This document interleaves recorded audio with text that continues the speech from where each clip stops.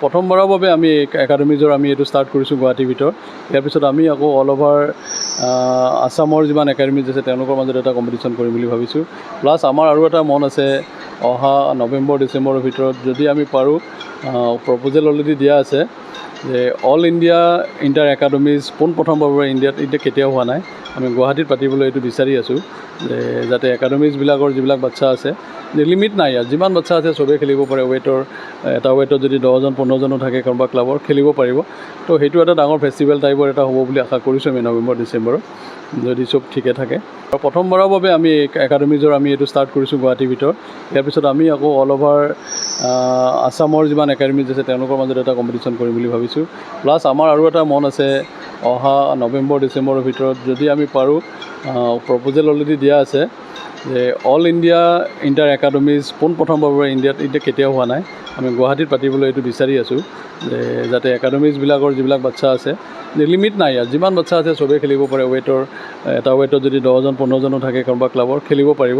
তো সেইটো এটা ডাঙৰ ফেষ্টিভেল টাইপৰ এটা হ'ব বুলি আশা কৰিছোঁ আমি নৱেম্বৰ ডিচেম্বৰত, যদি চব ঠিকে থাকে। প্ৰথমবাৰৰ বাবে আমি একাডেমিজৰ আমি এইটো ষ্টাৰ্ট কৰিছোঁ গুৱাহাটীৰ ভিতৰত। ইয়াৰ পিছত আমি আকৌ অল অভাৰ আছামৰ যিমান একাডেমিজ আছে তেওঁলোকৰ মাজত এটা কম্পিটিশ্যন কৰিম বুলি ভাবিছোঁ। প্লাছ আমাৰ আৰু এটা মন আছে, অহা নৱেম্বৰ ডিচেম্বৰৰ ভিতৰত যদি আমি পাৰোঁ, প্ৰপ'জেল অলৰেডি দিয়া আছে যে অল ইণ্ডিয়া ইণ্টাৰ একাডেমিজ পোনপ্ৰথমবাৰৰ ইণ্ডিয়াত এতিয়া কেতিয়াও হোৱা নাই।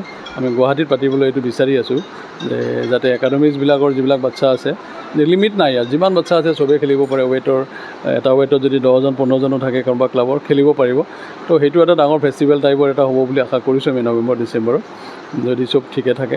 প্ৰথমবাৰৰ বাবে আমি একাডেমিজৰ আমি এইটো ষ্টাৰ্ট কৰিছোঁ গুৱাহাটীৰ ভিতৰত।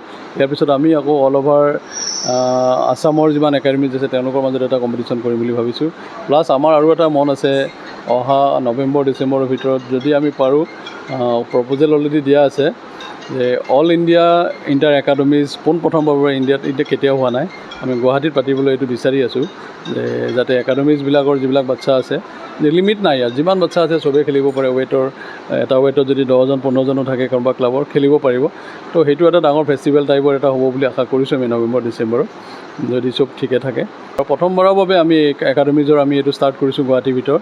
ইয়াৰ পিছত আমি আকৌ অল অভাৰ আছামৰ যিমান একাডেমিজ আছে তেওঁলোকৰ মাজত এটা কম্পিটিশ্যন কৰিম বুলি ভাবিছোঁ। প্লাছ আমাৰ আৰু এটা মন আছে, অহা নৱেম্বৰ ডিচেম্বৰৰ ভিতৰত যদি আমি পাৰোঁ, প্ৰপ'জেল অলৰেডি দিয়া আছে যে অল ইণ্ডিয়া ইণ্টাৰ একাডেমিজ পোনপ্ৰথমবাৰৰ ইণ্ডিয়াত এতিয়া কেতিয়াও হোৱা নাই। আমি গুৱাহাটীত পাতিবলৈ এইটো বিচাৰি আছোঁ যে যাতে একাডেমিজবিলাকৰ যিবিলাক বাচ্ছা আছে, লিমিট নাই ইয়াত, যিমান বাচ্ছা আছে চবেই খেলিব পাৰে। এটা ৱেটত যদি 10জন-15জনো থাকে কোনোবা ক্লাবৰ খেলিব পাৰিব। তো সেইটো এটা ডাঙৰ ফেষ্টিভেল টাইপৰ এটা হ'ব বুলি আশা কৰিছোঁ আমি নৱেম্বৰ ডিচেম্বৰত, যদি চব ঠিকে থাকে। অসম তথা উত্তৰ পূবৰ কাৰাটে ক্ষেত্ৰৰ বাবে সুখবৰ।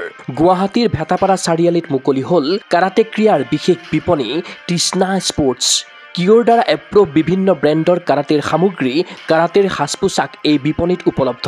খুচুৰা আৰু পাইকাৰী মূল্যত ক্ৰয় কৰিব পাৰিব আপোনাৰ প্ৰয়োজনীয় আৰু মন পচন্দৰ সকলো সামগ্ৰী। কিয় approve model gloves, kicking pad, kit bag, standing kick bag, leg guard, head guard, chest guard, groin guard, rubber puzzle mat, belt ইত্যাদি উন্নতমানৰ কাৰাটেৰ সামগ্ৰী ক্ৰয়ৰ বাবে আহক তৃষ্ণা স্পৰ্টছলৈ। ঠিকনা তৃষ্ণা স্পৰ্টছ, ভেটাপাৰা চাৰিআলি, SB complex, BR road, Guwahati 28।